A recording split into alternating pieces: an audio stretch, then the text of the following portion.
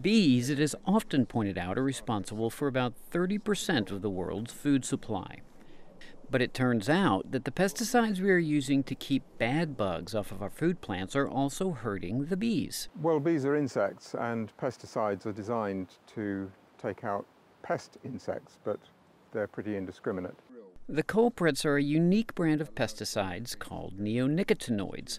A new study published in the journal Science has found traces of these pesticides in most of the world's bees. We know, for example, that these chemicals, they attack the brain of the insects and they interfere with their ability to learn and to navigate, which is really important for a bee, a honeybee and other kinds of bee. They have to be able to find their way to and from patches of flowers and back to their hive. And if they get lost, then they're as good as dead.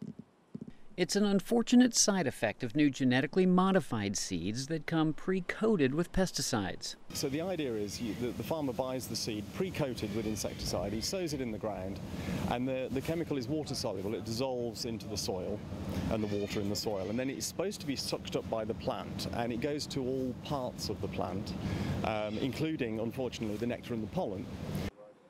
And that pollen winds up on the bees, which Swedish researchers found, then winds up in 75% of all the world's honey, even in far-flung areas like Tahiti that don't do much industrial farming. These chemicals at really low concentrations mess up the immune system of the honeybee so that then they get infected with diseases.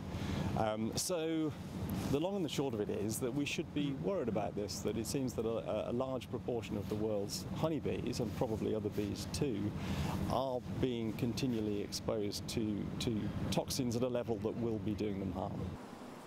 The European Food Standards Agency, along with the EU Parliament, is considering restricting the use of neonicotinoids. Kevin Enochs, VOA News.